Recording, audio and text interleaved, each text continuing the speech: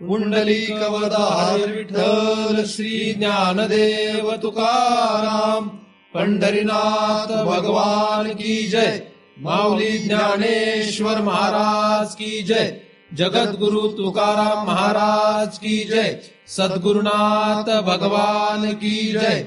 हरि ओम तत्सत।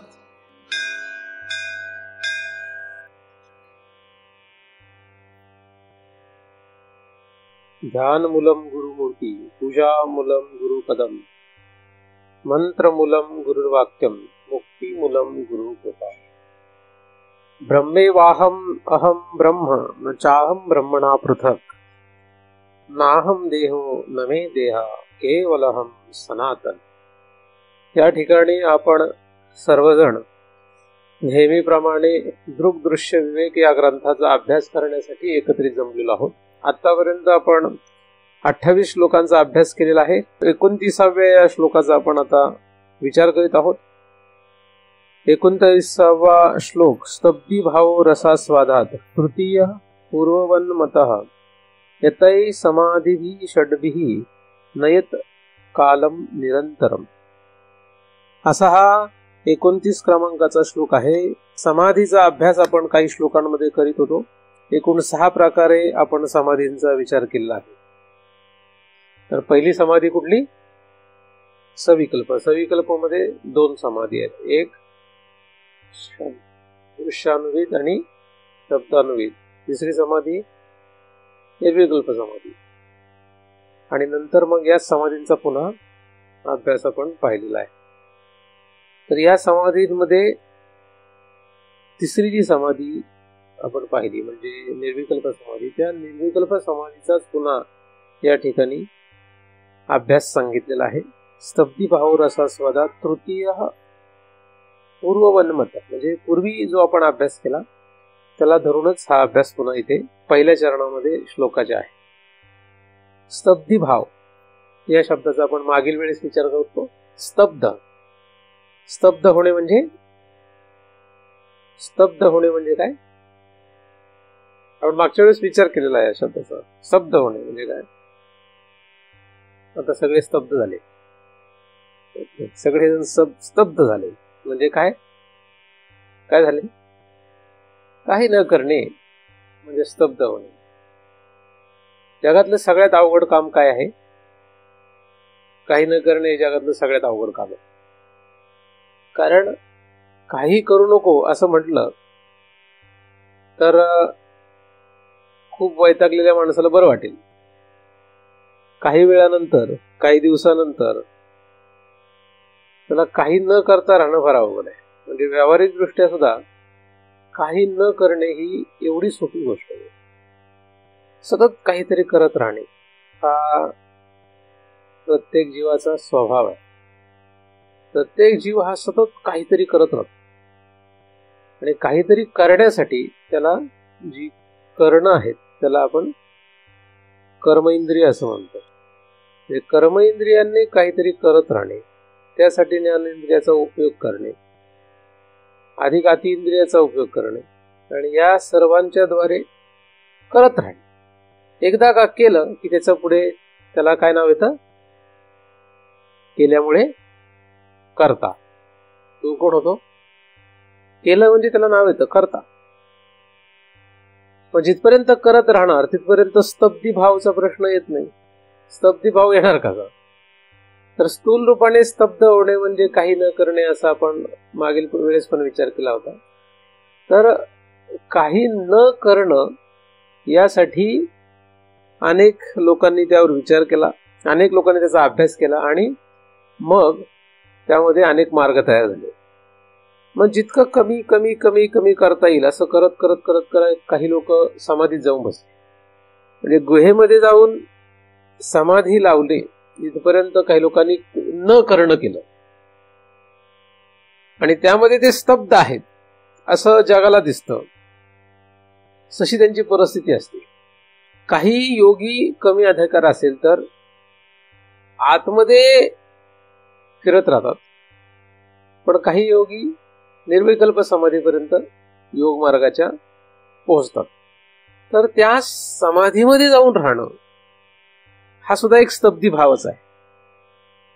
परंतु त्या ठिकाणी काय आहे, त्या ठिकाणी प्रयत्नपूर्वक वृत्तीला माघारी फिरून तो जो जीव आहे तो एका विशिष्ट आनंदामध्ये राहतो. जिथपर्यंत समाधीचं उत्थान होत नाही तिथपर्यंत समाधी प्राप्त करणे हे पुरुषाधीन आहे. त्याची पुरुषाधीन असून ते त्या पुरुषाच्या प्रयत्नाधीन आहे.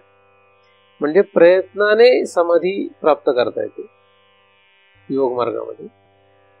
परंतु समाधीचं उत्थान हे मात्र प्रयत्नाने होत नाही. तर कुठल्याही अशा योग्याला आपली समाधी भंग पावावी असं वाटत नाही. परंतु तरी सुद्धा काहीतरी कारणाने तो समाधीतून उत्थान पावतो. आणि मग समाधीतून जर तो खाली आला तर त्याला मात्र पुन्हा जग जैसे ते होत. म्हणजे पुन्हा त्याचा स्तब्धीभाव ढासळतो. कारण त्याने स्तब्धीभाव याची जी काही कल्पना केलेली आहे त्यामध्ये पुन्हा समाधीतून बाहेर आल्यानंतर त्याला काहीतरी करावं लागतं. आणि पुन्हा त्याच्यात जर तो थकला किंवा वैतागला तर पुन्हा तो स्तब्धीभाव लावण्याचा प्रयत्न करेल. म्हणजे पुन्हा या समाधीकडे जाण्याचा प्रयत्न करतो. तर जगामध्ये न करण्यामध्ये सर्वोत्कृष्ट कोण आहे? योगी आहे. न करण्यामधला सर्वश्रेष्ठ कोण? योगी. निर्विकल्प समाधी योग मार्गाने प्राप्त करणारा योगी हा जगामधला न करण्यातला सर्वश्रेष्ठ आहे. मग ज्ञान मार्गामध्ये आणि योग मार्गामध्ये फरक आहे हे आपण बऱ्याच महिन्यांपासून अभ्यास करीत आहोत. तो काय फरक आहे ह्याचाही आपण या ठिकाणी बराच वेगवेगळ्या पद्धतीने विचार केलेला आहे. तर न करणे हे कोणाला आहे? तर करणे ज्याला आहे त्याचा पहिला विचार करावा लागेल. तर करणारा जो आहे तो कर्ता आहे. आणि कर्ता हा कधी ठरतो हे पहिलं कळून घेतलं पाहिजे. तर कर्ता कोणाला म्हणतात? जो करतो त्याला कर्ता असं म्हणतात. मग करतो कोण असं आपल्याला थोडा पहिला विचार करायला काही हरकत नाही. कोण करतं? करणारा कोण आहे? जीव. जीव हा कर्ता आहे. बरं, जीव हा कर्ता आहे. तर जीव जर कर्ता असेल तर तुम्ही जीव आहे का नाही आहे? आपण स्वतःला काय समजतो? आपण जीव आहोत का नाही आहोत? आपण जीव आहोत का? काय नक्की समजतो आपण स्वतःला? जो करतो तो जीव, जो करता आहे तो जीव आहे असं जर आपण म्हटलं तर आपण प्रत्येक क्षणाला करते पण घेतो. म्हणजे आपण जीव आहोत असा विचार करायला काही हरकत नाही. कारण हे मी केलं, मी असं केलं, मी तसं केलं असं आपण जेव्हा म्हणतो तेव्हा त्या करण्यामुळे आपल्याला जीव म्हणायला काही हरकत नाही. बरोबर का नाही? त्या करण्यामुळे आपल्याला जीव म्हणायला काही हरकत नाही. कारण करणं जे आहे हे सगळं करणं जो स्वतःच्या अंगावर घेतो आणि त्याला तो सत्य समजतो तो जीव आहे. या त्याच्या कर्तेपणाच्या स्वीकारामध्ये अधिक अहंकार असतो. मग तो जास्त गाळात जातो. मी करतोय असं म्हटलं तर चांगली स्थिती आहे, बरं आहे, ते एवढं वाईट नाही. मी केलं, मी करतो असं म्हटल्यानंतर जास्त वाईट नाही. माझं आहे, ते सगळं माझं आहे. अशा प्रकारे कर्तेपणा जो आहे तो स्वीकारल्यानंतर एवढं वाईट नाही जेवढं त्याच्यामध्ये तो अहंकार जर आला. कारण मी करतो असं नुसतं म्हणणं आणि मी करतो असं अहंकाराने म्हणणं म्हणजे अहंकारयुक्त म्हणणं यात फरक आहे. तो सूक्ष्म फरक आहे, परंतु तसा फरक असतो. तर काही माणसं व्यवहारामध्ये जी रममाण आहेत, व्यवहारामध्ये ज्यांना मजा वाटते, बरं वाटतं, असे लोक अहंकारयुक्त करता असतात. आणि जी व्यवहारात असतात काहीतरी करत असतात, पण ज्यांना भगवंताशी घेणं देणं निर्माण होतं किंवा ज्यांना भगवत प्राप्तीची खरी इच्छा निर्माण होते. खरी इच्छा का म्हणतोय मी? कारण की तोंडाने बोलणं वेगळं आणि खरीच भगवंताच्या प्राप्तीची इच्छा असणं वेगळं. तर त्याला खरीच भगवत प्राप्तीची इच्छा निर्माण होते, त्याचा अहंकार करण्यामधला कमी कमी होत जातो. तर कर्तेपणाचा अहंकार किंवा अहंकारयुक्त कर्ता हा जो आहे हा भगवंताच्या प्राप्तीच्या इच्छेमुळे काय होतो, शिथिल होतो, तो कमी कमी होतो. पण तरी सुद्धा तो कर्ता राहतोच. आणि कर्ता असेल तर त्याला भोगता हे पुढे पद भोगावंच लागतं. म्हणजे त्याला त्याच्या सगळ्या करण्याला फल जे काही तयार होईल ते भोगावंच लागतं. मग त्याचं जसं करणं असेल त्याप्रमाणे त्याला भोगावं लागतं. आणि हे कधीपासून सुरू आहे ह्याचा तपास नाही आपल्याला की कधीपासून नक्की सुरू आहे. पण एवढं माहित आहे की या जन्माला आपण जेव्हा आलो, म्हणजे आपल्याला जेव्हा हे शरीर मिळालं तेव्हा ह्या शरीरापासून आपण काहीतरी करतोय, काहीतरी करणं सुरू आहे हे आपल्याला माहित आहे. आणि शांत बसा म्हटलं तर ऐकत नाही. म्हणजे नुसती धावपळ धावपळ धावपळ धावपळ धावपळ करत राहा. व्यवहारातच परमार्थ फार लांबची गोष्ट. तर या करण्याने नुसतं करत राहिल्याने काय होतं, भोगते पण सुटत नाही. म्हणजे करता म्हटलं की त्याला भोगता हे पद लागतं. आता हे करता आणि भोगता असं कोणाला आहे, सर्व जग ह्याच्यामध्ये गुरफटलेलं आहे. योगी सुद्धा करणाराच आहे, पण तो उत्कृष्ट आहे.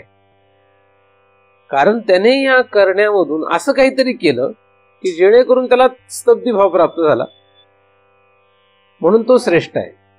ज्ञानमार्गामध्ये काय, ज्ञानमार्गामध्ये असं काहीतरी आता करायला पाहिजे की जेणेकरून पुन्हा स्तब्धी भाव प्राप्त झाला पाहिजे. हे तो आपला काय, स्तब्धी भाव प्राप्त झाला पाहिजे. असं काहीतरी करायला लागेल की स्तब्धी भाव प्राप्त झाला पाहिजे. मग करण्यामधून संन्यास घेत करण्यामधून बाजूला जात न करण्याचं उत्कृष्ट पद गाठणं म्हणजे योग मार्ग आहे जगामध्ये. मग ज्ञानमार्गामध्ये आणि योग मार्गामध्ये समानता आहे का, तर तिथे नाहीये. ज्ञानमार्गामध्ये काय आहे की हा कर्ता जो आहे त्या कर्त्याचा खरा शोध घेतला आहे. कर्ता कोण आहे याचा अभ्यास आहे. याचा अभ्यास सर्व शास्त्रामध्ये मांडलेला आहे. पण तो शास्त्रामध्ये जरी मांडलेला असला तरी तो अनुभवात येणं अवघड आहे. एखाद्याची बुद्धी जर तल्लक असेल, बुद्धी जर त्याची चांगली असेल तर त्याला ते वाचून लक्षात राहील, त्याला त्याप्रमाणे तसं बोलता येईल. म्हणजे अकर्ता आणि अभोक्ता या वेदांताच्या भाषेचा त्याला उपयोग करता येईल, तो तसं बोलू शकतो. पण तो अनुभवात विषय येणार नाही, त्याची समाधी जी आहे ती सिद्ध होणार नाही. असो, तर ही भीती आहे. परंतु तरी सुद्धा अकर्ता पद आल्याशिवाय, अकर्ता पण लक्षात आल्याशिवाय स्तब्धी भाव येत नाही. कारण स्तब्ध होणे म्हणजे काही न करणे ही साधारण व्याख्या आपल्याला माहित आहे. आणि त्या साधारण व्याख्येला धरून आपण जर बघितलं तर कर्ता हे पद काय झालं पाहिजे, सुटलं पाहिजे. म्हणजे कर्ता संपला की स्तब्धी भाव. कारण त्या व्याख्येला धरूनच आपण विचार करतो. मग कर्ता कोण नक्की, हा वेदांतामध्ये विषय मांडला गेला. कर्ता नक्की कोण, नक्की कोण करत असावं. आता मी करतो असं आपण म्हणतो, मी करतो. हा मी जो करतो असं म्हणतो तो खरंच मी करतो का असा प्रश्न तयार होतो. मी करतो असा अनुभव सगळ्या जगाचा आहे, मी करतो. मग मी करतो हे जे आपलं म्हणणं आहे, हा जो आपला अनुभव आहे त्याच्यावरच घाव घालणं किंवा त्याच्यावरच काट मारणं हे अवघड आहे. कारण मी करतो हा अनुभव आपला आजचा नाही, तो अनंत जन्मांचा आहे. त्यामुळे मी करतो याला संपुष्टात आणणं वेदांताच्या अभ्यासाने इतकं सोपं नाही. नुसतं शास्त्र वाचल्याने किंवा चिंतन ऐकल्याने ते काही लगेच संपुष्टात येईल असं होणार नाही. तर करतो कोण, मी करतो.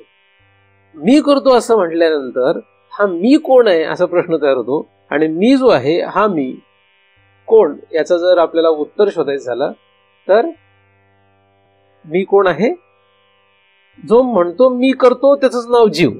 म्हणून मी करतो याला एकूण जीव असं म्हणतात. म्हणजे मी करतो बरोबर जीव. मग आता हा मी कोण आहे, तो करतो म्हणतो म्हणून त्याला जीव नाव येतं. म्हणजे मी करतो हे दोन्ही मिळून जीव असा शब्द आहे. मी करतो बरोबर जीव. म्हणजे मी करतो ह्या एकूण दोन्ही भागांना मिळून काय म्हणतात, जीव असं म्हणतात. मग यातला मी कोण आहे, त्यातला जो मी आहे तो शास्त्राने सांगितल्याप्रमाणे ब्रह्म आहे, शास्त्राने सांगितल्याप्रमाणे आत्मा आहे. पण असं जरी असलं तर मग आता ह्या शास्त्राच्या सांगण्यावर आपला तेवढा विश्वास बसणं अशक्य आहे, कारण शास्त्राने बरंच काही सांगितलेलं आहे.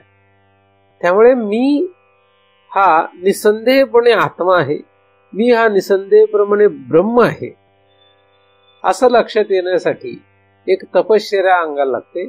4 गोष्टींची अपेक्षा असते त्यामध्ये. म्हणजे संप्रदायपूर्वक जर हे ज्ञान असेल तर ते फलीभूत होतं. संप्रदायाच्या लक्षणांमध्ये 4 गोष्टी महत्वाच्या आहेत. इदम ते ना तपस्काय ना भक्ताय कदाचन. हा जो श्लोक आहे या श्लोकामध्ये 4 लक्षणं आहेत. त्याच्यामधलं पहिलं लक्षण जे आहे ते ज्याच्यामध्ये तप नाही त्याला हे कळत नाही, त्याला कळणार नाही, त्याला कळल्यासारखं वाटलं तरी उपयोग होत नाही. तप पाहिजे अंगामध्ये.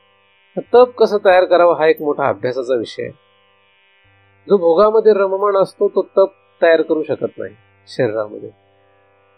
म्हणजे 10 इंद्रियावाटे ज्याला जगामध्ये रममाण होण्याची हौस असते त्याच्यामध्ये तप तयार नाही होऊ शकत. शारीरिक, मानसिक, वाचिक अशा 3 प्रकारचे तप असतात. जो काही बडबड करत सुटतो त्याचा तप तयार होत नाही. मानसिक तप असल्यामुळे सुद्धा मन ज्याचं सदैव भरकटत राहतं त्याचं तप होत नाही, त्याला मन निग्रह करणं गरजेचं. म्हणून मन निग्रह झाला तर तप होण्याची शक्यता असते. तर असो, तप पाहिजे शरीरामध्ये, श्रवण इच्छा पाहिजे, श्री गुरु सेवा पाहिजे आणि अनिंदा पाहिजे.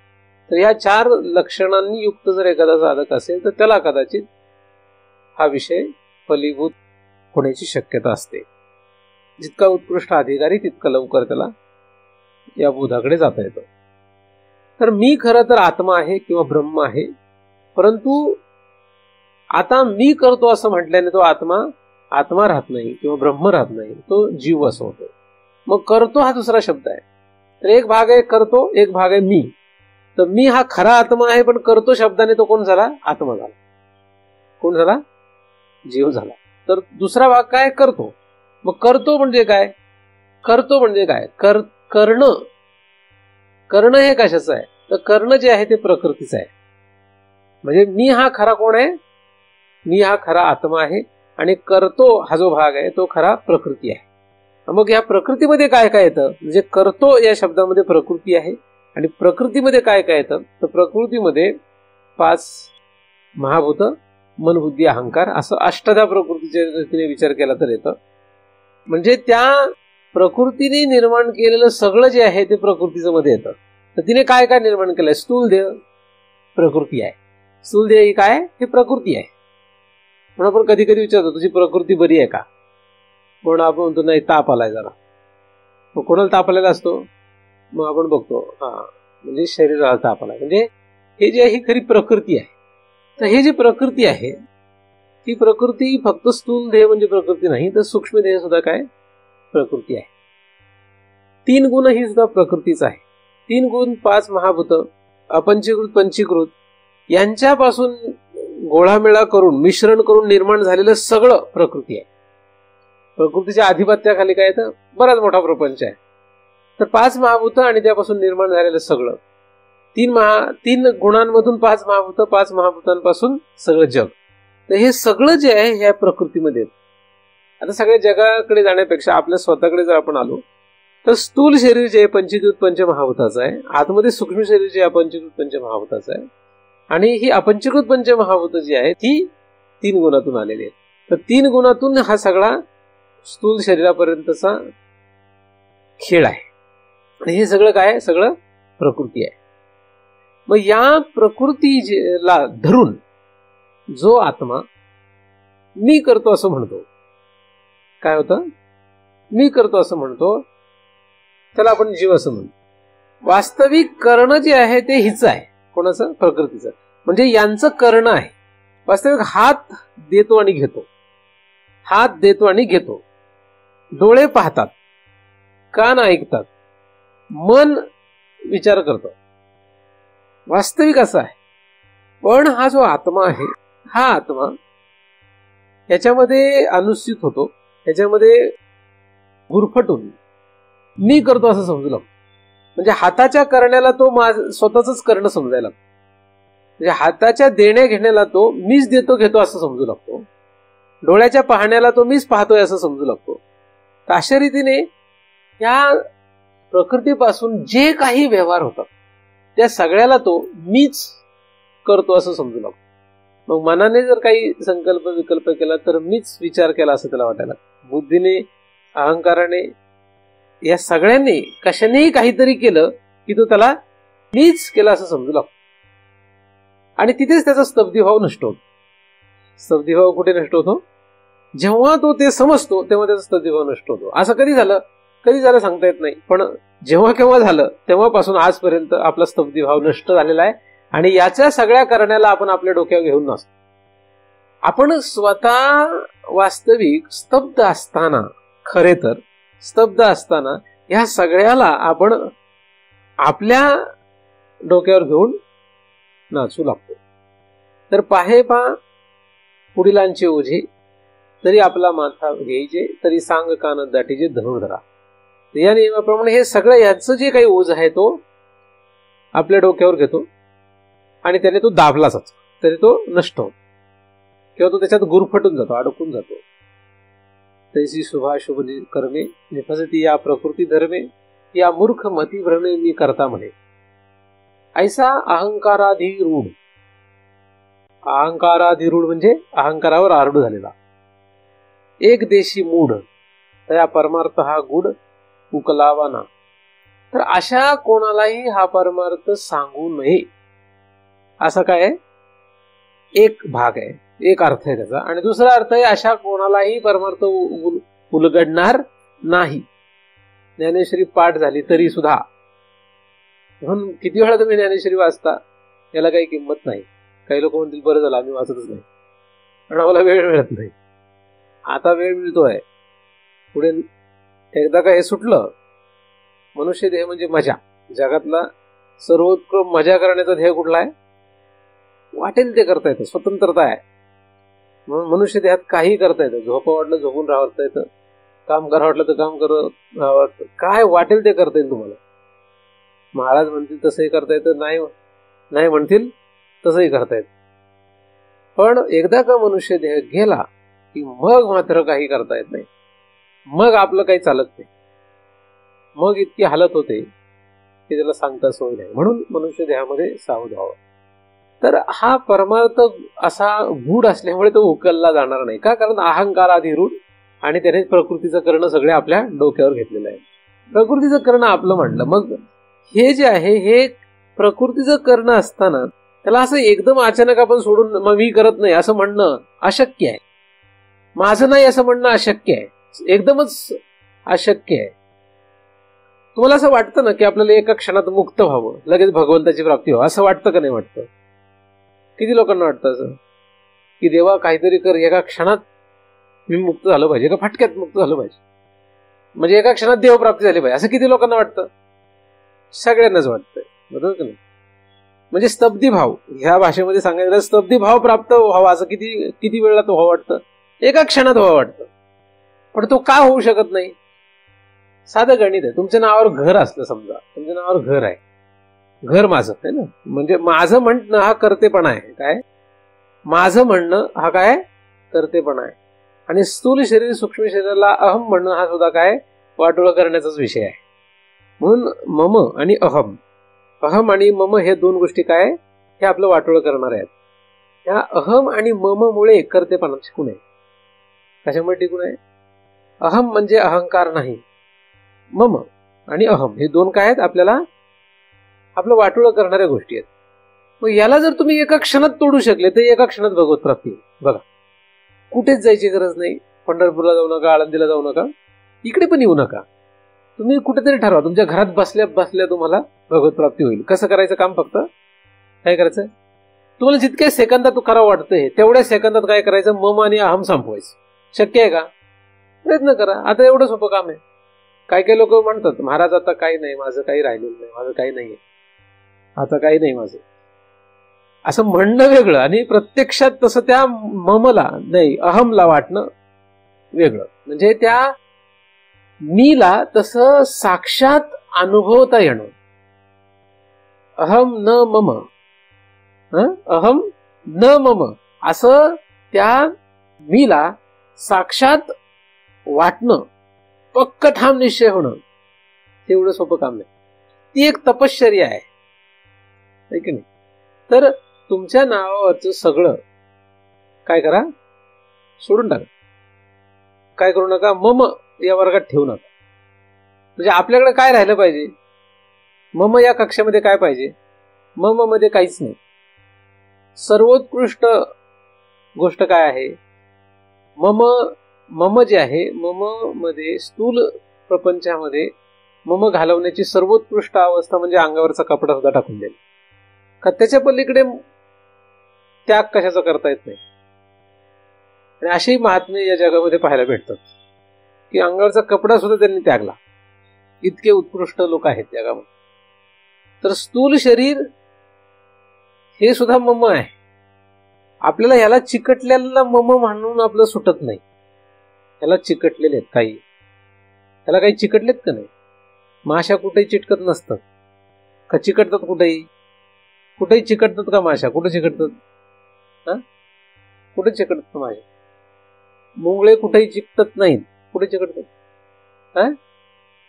काहीतरी चिकटायला कारण लागतं ना. ते चिकटायला कारण मुंगळ्याकडे असतं का माशांमध्ये असतं. ज्याला चिकटतात त्याच्यात असतं. म्हणजे चिकटायला ती कारण नाहीये, तर आपण कारण आहे. गुळ हा सगळ्या मुंगळ्यांना काय करतो, चिकटायला कारणीभूत ठरतो. गुळात ते गुळ पण आहे म्हणून चिकटतात. माशा ज्याला कशाला चिकटतात त्याच्यामध्ये माशांना चिकटण्यासाठी कारण आहे. तसं आपल्याला हा गोतावळा का चिटकून बसलाय, त्यांची चुकी नाही काही. या शरीराला चिकटलेले जेवढं मम आहे हे आपल्याला का चिटकून बसलंय, कारण की त्यांची चूक नाही काही. कोणाची चूक आहे, आपली चूक आहे. आपल्यातलं ते गुळ पण गेलं पाहिजे जेणेकरून चिटकून बसतात. उदाहरण म्हणून तुमच्याकडची सगळी संपत्ती संपली, तुम्ही कंगाल झाले. काय झालं, तुमच्याकडची सगळी संपत्ती संपली आणि तुम्ही काय झाले, कंगाल झाले. कंगाल म्हणजे आता 1 रुपया नाही तुमच्याकडे. खायचं काय हा मोठा प्रश्न निर्माण झाला. मला सांगा, तुम्हाला किती नातेवाईक जवळ करतील, किती लोक जवळ करतील जगातली. म्हणजे खायचं काय असा प्रश्न निर्माण झाला, किती जवळ करतील, कोणीच जवळ नाही राहणार. आपल्याला असं वाटत असेल की नाही हे राहील ते राहील, कोणी राहत नाही. तर जिथपर्यंत वित्त आहे तिथपर्यंत लोक आहेत, तिथपर्यंत पैसा असतो, तिथपर्यंत समाज आपल्या जवळ येतो, लोक आपल्या जवळ येतात. आणि म्हणून आपण हा प्रयत्न करतो की आपल्याकडे भरपूर पैसे राहिले पाहिजे. म्हणजे आपण गुळ पण आपलं टिकून ठेवतो. आपल्याला काय हाऊस आहे, गाडी पाहिजे, घोडा पाहिजे, अमकं पाहिजे, तमकं पाहिजे. हे का गोळा केलं आपण, का आपण गोळा करून ठेवतो, कारण ह्याच्याकडे बघून आपल्याला चिटकून राहतील लोक. तुम्ही सगळं विकून टाका, फुकून टाका असं नाही म्हटलं, पण विकलं तर पैसे येतील. तसं काय करायचं, मग ते पैसे आले दानपेटीत टाकून द्या, काहीच ठेवू नका, सगळं झिरो करून टाका, शून्य. काय होईल, कल्पना सुद्धा सहन होणार नाही. तुम्ही आता म्हणतो महाराजांचं ऐकायचं, इकडून इकडून सोडून द्यायचं, त्याचा जास्त विचार नसतो करायचा. महाराज शब्द काय आचरणात आणण्यासाठी असतात का, श्रवण करायचे फक्त. आपल्याला काय आचरणात आणायचंय का, ऐकायचं फक्त, ते उपयोगात आणायचं नाही, तर काही उपयोग होत नाही. असो, तर मम जे आहे हे मम आपल्याला डुबवणार आहे. आणि ही मम का आपल्या मागे लागलेत, त्याला ते कोणीच कारण नाही. माझ्या मागे कोणीच लागत नाही, मला कोणी विचारत पण नाही. आता इथं थोडीफार लोक विचारतात, कारण त्यांना जे काही अपेक्षित आहे ते माझ्या त्यांना वाटतंय म्हणून. तरी त्यांनी आज मला पूर्ण ओळखलं नाही, नाही तर ते कोणीच पाठीमागे लागायचे नाही, नाही का. तर मम जे आहे हे मम आपणच गोळा केलंय.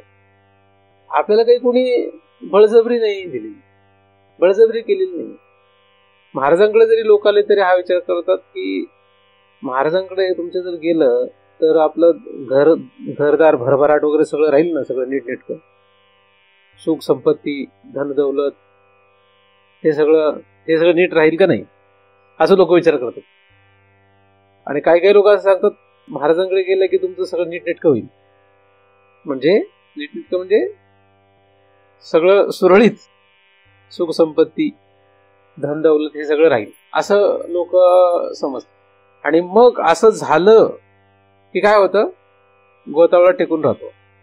पण असं जर कळलं की ह्या महाराजांना केलं की सगळं जाणार, तुमची संपत्ती संपणार, घरातल्या लोकांचं आपलं काही पटेल का नाही सांगता येणार नाही, गोतावळ्यातलं काही आपल्याला विचारेल का सांगता येणार नाही, कोणाकडे जाता येईल का नाही आपल्याला सांगता येणार नाही, असं जर तुम्हाला कळलं तर तुम्ही महाराजांकडे जाल का? झाल का नाही झालं? म्हणजे सगळं संपुष्टात येईल असं जर आपल्याला लक्षात यायला लागलं, किंवा असं जर कळलं की ह्या महाराजांकडे जर आपण गेलो तर आपलं सगळं सुटणार. म्हणजे काही लोक प्रश्न, लग्नाला जाता येत नाही, दहावीला जाता येत नाही, मैत्रीला जाता येत नाही. तुम्ही जाता तो निराळा भाग आहे, तुम्ही ऐकतच नाही हा भागच त्यापेक्षा निराळा आहे. पण जर समजा एखाद्याने खरंच मानावं घेतलं महाराजांचं आणि सगळं बंद करायचं ठरवलं तर महाराज त्याला परमिशन देत नाही, आपण ऐकत नाही, हा भाग निराळा असतो. तर नवीन मनुष्य, तुम्ही आता कोडगे झालेले आहेत त्यामुळे तुम्हाला तसं एवढं काही लक्षात येत नाही. नवीन मनुष्य आला की त्याला असं चिंता पडते की आता जर ह्या महाराजांनी सांगितलेलं ऐकायचं ठरवलं तर होईल काय? आपल्याला कुठंच जाता नाही येणार, काहीच करता नाही येणार. मग आता काहीच करता येणार नाही म्हटलं संपलं ना, आपल्या समाजातलं फार संपलं. आपलं समाजात कोणीच आपल्याला विचारलं. बरं आपल्याला वाचवणार कोण? समाज वाचवणार आहे का महाराज वाचवणार आहे? समाजात जगायचं आहे आपल्याला आणि जगण्याची आपली हौस आहे. आणि महाराज गेलं तर जीव घेणार आहेत.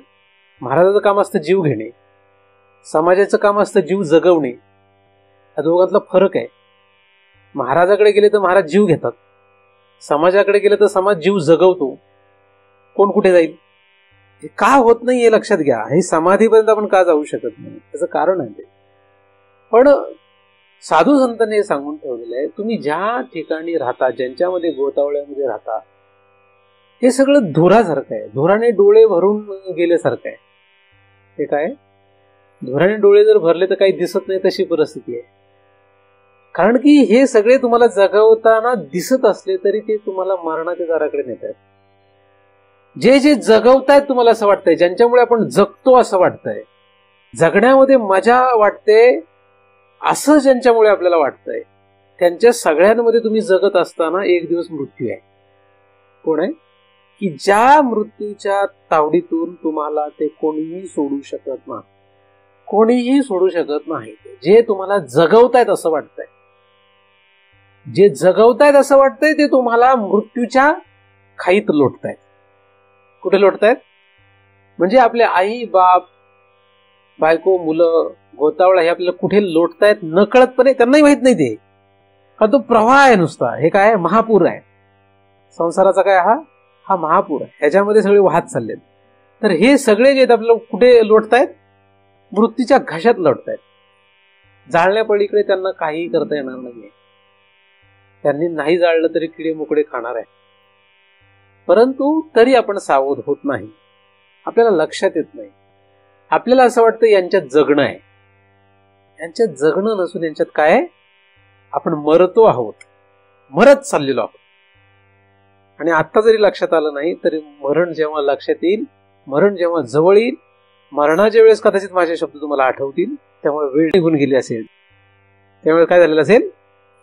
वेळ निघून गेली असेल. त्यामुळे आता मजा करण्यामध्ये हुशारी मानू नका, त्याच्यात शहाणपण शोधू नका. मम जो आहे हा घातक आहे. काय? मम जो आहे तो घातक आहे. अहम जो आहे तो घातक आहे. या अहम आणि ममच्या नादाने आपण वाटोळं करून घेतलेलं आहे.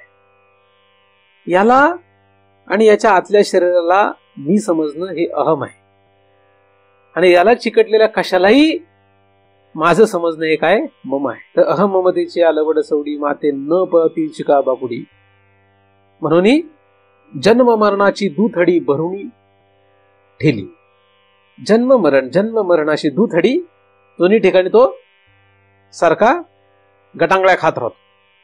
सावध कधी होणार? पोट भरलं म्हणजे त्याला धन्यता वाटते. 2 टाइम 3 टाइम खायला मिळाले की त्याला धन्यता वाटते. ह्याच्यासारखा मूर्खपणा जगातला काय असेल? लोकांनी चांगलं म्हटलं, लोकांमध्ये जगण्यामध्ये मजा वाटायला लागली की मग त्याला चांगलं वाटायला लागतं. आणि मृत्यू आलाय की मग मेला कोणी तर रडत बसतं. आणि काही नाही, निर्लज्ज होऊन 10व्याला परत खातात. इतकी परिस्थिती खराब आहे. अख्खा समाज ह्याच्यामध्ये काय झालेला आहे? गुरफटला गेलेला आहे. ह्याच्यातून वाचवणारं एकच शास्त्र आहे आणि ते शास्त्र म्हणजे वेदांत शास्त्र आहे. बाकी कोणीच ह्याच्यातून वाचू शकत नाही. कारण वेदांत शास्त्र हे सरळ आणि स्पष्ट असणारं शास्त्र आहे, जे खोटं बोलत नाही किंवा करमणूक करत नाही. करमणुकीचं हे काही शास्त्र नव्हे. त्यामुळे तुम्ही इथे करमणूक जर करत असाल तर हा तुमचा काही विषय नाही. वेदांत हा जो मार्ग आहे याच्यामध्ये मृत्यू आणि त्यानंतर काय होईल याची माहिती आहे, त्याच्यापासून कसं वाचव यासाठी माहिती आहे. तर मम आणि अहम घालवता आले पाहिजे. काय करता आले पाहिजे? मम आणि अहम घालवता आले पाहिजे. अख्ख्या गोतावळ्याने म्हटलं पाहिजे हा आमचा नाही. काय म्हटलं पाहिजे? तर सगळ्यात मोठा हा धोका आहे आपल्याला. तर तुम्हाला मी मागे गोतावळ्याचा अर्थ सांगितलेला आहे. गोतावळा म्हणजे जो गोत्यात घालतो अजून अधिक आवळून टाकतो. संसार चक्रामध्ये जो आवळतो, जो गोत्यात घालतो त्याला गोतावळा असं म्हणतात. आणि साधू संतांनी सगळ्यांचं खंडन केलेलं आहे. साधू संतांनी काय केलेलं आहे? ह्याचं खंडन केलेलं आहे. ज्ञानदेवांनी याचं खंडन केलेलं आहे. त्यामुळे मी काय असं माझ्या पदरचं काही सांगत नाही. मला काहीतरी असं वेगळं काहीतरी साधू संतांच्या पेक्षा वेगळं काहीतरी मी बोलत नाहीये. हे सगळं शास्त्रामध्ये लिहिलं आहे. तुम्हाला माहिती आहे, तुम्ही विसरले आहेत तेव्हा तुम्हाला त्याच्याकडे काही एवढं लक्ष द्यायची गरज वाटत नाहीये किंवा काहीतरी कारण आहे. असो, तर मम जे आहे हे मम घालवता नाही येणार आहे. काय करता नाही येणार आहे? मम घालवता नाही येणार. काय करावं लागतं? मम घालवता नाही येत. गुळ जिथपर्यंत असतो तिथपर्यंत मुंगळे त्याला चिकटतातच. त्याच्यातलं गुळ पण गेलं की मुंगळे चिकटत नाही. काय होतं? आता गुळाचं जाऊ देत, तुम्हाला ऊस माहित आहे. ऊसाला मुंगळे चिकटलेले, मुंग्या चिकटलेल्या बघितले ते तुम्ही? सोयट्याचा ऊस खाऊन टाकलेल्या सोयट्या कधी बघितल्यात का? तर त्याला काय चिकटतात? मुंग्या येऊन चिकटतात. किती वेळ चिकटतात? जिथपर्यंत त्याच्यात रस आहे तिथपर्यंत चिकटतात. त्याच्यानंतर एकही मुंगी त्या चोयटीकडे डुंकूनच बघत. म्हणजे चोयटीतला रस गेला की मुंगी एकही पाहत नाही त्या चोयटीकडे. पण जिथपर्यंत रस आहे तिथपर्यंत चिटकून राहतात. तसं जिथपर्यंत जगाला तुमच्यामध्ये रस वाटतो तिथपर्यंत जग तुम्हाला चिटकून राहणार. तिथपर्यंत काय होणार आहे? जग तुम्हाला चिटकून राहणार. आता जिथपर्यंत रस असतो तिथपर्यंत जेवढे चिकटलेले असतात ते रस शोषल्याशिवाय राहत नाहीत. म्हणून जेवढे मम आहेत ते आपलं पुण्य संपवल्याशिवाय राहत नाहीत. काय संपवतात आपलं? एवढे सोपं समजू नका यांना, किंवा एवढे ते काही सरळ नाही. ते चिकटले म्हणजे काय झालं? ते पुण्य खातात आपलं. म्हणून एखादा तुम्हाला म्हटला की माझा या, की त्याने काय खाल्लं? आपलं पुण्य खाल्लं. आपल्याला लक्षात येत नाही. काय आपल्याला काय होतं? आपल्याला लक्षात येत नाही. पण मुंगळा चिकटला म्हणजे काय खाईल? त्यातला रस शोषून घेईल. का फक्त चिटकेल? असं कधीच होत नाही. तुम्हाला वाटतं फक्त चहा पिऊन गेलाय, तुम्हाला वाटतं फक्त जेवण करून गेलाय, तुम्हाला वाटतं फक्त आपलं म्हणतोय. तसं नाही. तरी खाल्लं बरंच आपलं काय. त्यामुळे जरा अवघड आहे ना. असो, तर मम जे आहे ते काही एवढं चांगलं नाही. ते आपल्याला डुबवणार आहे. मम गेलं, अहम गेला की अहम आणि मम गेला है ना. अहम मम गेला की काय होतं? प्रकृतीचा अभिमान संपतो. प्रकृती जी आहे, प्रकृती म्हणजे हे सगळं जे बनलेलं आहे हे प्रकृतीने बनलेलं आहे. हे सगळं प्रकृतीनेच बनलेलं आहे. आणि ह्यातलं काहीही आपल्याला जे चिटकून राहतं त्याला, ज्याला जसा जसा रस वाटतो तसे चिटकून राहतात. कोण चिकटतं? ज्याला जसा रस वाटतो ते चिटकून राहतात. सगळेच मुंग्या, सगळेच किडे सगळ्याच पदार्थांना चिटकत नाहीत. गुळाला चिकटणारे किडे वेगळे, जखमेला चिकटणारे किडे वेगळे. बरोबर का नाही? जखम झाली, त्याच्यात पू झाला, त्याला चिकटणाऱ्या माशा, त्याला चिकटणारे चिलट वेगळी. बरोबर का नाही? तर जसा पदार्थ असतो त्याला तसे चिकटतात का नाही? पदार्थानुरूप चिकटतात. तसं तुम्ही जसे असाल तसे लोक तुम्हाला चिकटतात. म्हणून तुम्ही कसं असावं तुम्ही ठरवावं लागतं. आता मला तुम्ही लोक इथे येऊन चिकटलेत का? दुसरी का नाही आली तुमच्या सोबतची? पण तुम्ही कुठल्या तरी लागणार, तुमच्या आधी ती जातील का नाही? तिथे जातात का नाही? सगळं उरकून आवरून तुम्ही जातात. तुम्ही तर जाल का नाही जाईल माहित नाही, पण असं होतं का नाही? का चिकटत नाही? ते लाज आहे का? जर तुम्ही फारच ओरडले, घरात गोंधळ घातला, काहीतरी केलं, गडबड केली, तर मग ते एकादशीला किंवा कधीतरी वर्षातून एकदा आले तर येतात. आले तर येतात, येते तर असं नाही. ते का चिटकत नाहीत?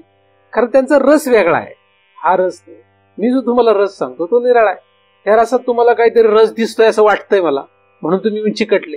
आता तुम्ही चिकटले म्हणजे आले तरी काही तसे आले नाही, तुम्ही माझं पुण्य घेऊन जाणार नाही का? आले तर तुम्ही काय असे थोडीच जाणार आहे, माझं काहीतरी घेऊन जाणार तुम्ही, का नाही जाणार? नियम तसंच असतो. मी म्हणतो घेऊन जा, नाही का? मी म्हणतो घेऊन जा, आहे का नाही? आपल्याला मला करायचंय काय तसं? कोणी पुण्य घेऊन जा, कोणी पाप घेऊन जा, आपल्याकडे काहीच नको, नाही का? ज्याला पुण्य पाहिजे त्यांनी पुण्य न्यावं, ज्याला पाप पाहिजे त्यांनी पाप न्यावं, आपण मात्र रिकामं राहावं, ठीक आहे ना? अशी एकदा काय गंमत लक्षात आली की मग चिकटणारे कोणी असले तरी आपल्याला फरक पडत नाही. पण तिथपर्यंत जावं लागेल ना. तर अहम आणि मम या दोन गोष्टी ज्या आहेत त्या कशासाठी कारणीभूत आहे? त्या आपल्या कर्तापणा टेकवण्यासाठी कारणीभूत आहे. प्रकृती जी आहे ती ह्या सगळ्यामध्ये दिसते, किंवा हे सगळं जे आहे ते प्रकृतीच आहे. बाहेरचं जसं आहे तसं स्थूल शरीर सुद्धा प्रकृती आहे, सूक्ष्म शरीर सुद्धा प्रकृतीच आहे. आतमध्ये जो मी आहे तो मी जेव्हा या प्रकृतीच्या अधीन होतो तेव्हा त्याला जीव असं म्हणतो. जिथपर्यंत तो अधीन नसतो तिथपर्यंत त्याला जीव म्हणता येत नाही. जर त्या प्रकृतीला तो अधीन ठेवेल तर त्याला ईश्वर म्हणतात, आणि जर तो प्रकृतीच्या अधीन होईल तर त्याला जीव म्हणतात. असे दोन वेगवेगळ्या व्याख्या आहेत. तर प्रकृतीच्या अधीन आणि प्रकृतीला अधीन. प्रकृतीला अधीन ठेवला तर तोच ईश्वर पदाचा अधिकारी आहे, आणि प्रकृतीच्या अधीन झाला तर तोच जीव पदाचा अधिकारी आहे. म्हणून जीव होणं आणि ईश्वर होणं हे प्रकृतीच्या अधीन असणं किंवा नसण्यावर अवलंबून आहे. आणि जेव्हा प्रकृतीचा संबंधच नसतो, प्रकृतीचा काहीच संबंध नसतो, तेव्हा ब्रह्म होतो. ब्रह्म व्हायचं असेल तर प्रकृतीचा संबंधच नाही. ईश्वर व्हायचं असेल तर प्रकृतीला अधीन ठेवावं लागतं, आणि जीव व्हायचं असेल तर प्रकृतीच्या अधीन व्हावं. अशी तीन पद आहेत. तर आपण कुठे आहोत? आपण प्रकृतीच्या अधीन आहोत. मग प्रकृतीच्या अधीन असल्यामुळे आपण ईश्वर नाही. प्रकृतीचा आपला असंगत्व नसल्यामुळे आपण ब्रह्म नाही. मग आपण कोण झालो? आपण जीव झालो. मग हा जो जीव आहे त्याला स्तब्धी भाव नसतो. त्याला काय नसतो? त्याला स्तब्धी भाव नसतो. स्तब्धी भाव हा ब्रह्माचा स्वभाव आहे. स्तब्धी भाव हा कोणाचा स्वभाव आहे? तो ब्रह्माचा स्वभाव आहे. तो ईश्वराचाही स्वभाव नाही. आणि जर तो ईश्वराचा स्वभाव असेल तर तो जीवाचा सुद्धा आहेच. आलं लक्षात? परंतु जीवापेक्षा ईश्वराचं बरं आहे. जीवापेक्षा काय? ईश्वराचं बरं आहे. म्हणजे दोन प्रकारचे पुरुष आहेत. एक पुरुष त्याच्या बायकोच्या अधीन आहे, आणि बायको म्हणेल तसं त्याला करावंच लागतं, त्याचं चालतच नाही काही. असा एक वर्ग असतो. असतो का नाही? त्याचं काहीच चालत नाही. म्हणजे बायको म्हणली उठ की उठा, बस म्हटलं की बस. आता ती लोकांसमोर असं नाही म्हणत, पण उठा म्हटलं की उठा, बसा म्हटलं की बसा. असा एक वर्ग असतो. दुसरा एक वर्ग असतो ज्याच्यामध्ये तो पुरुष त्या बायकोच्या अधीन नसतो.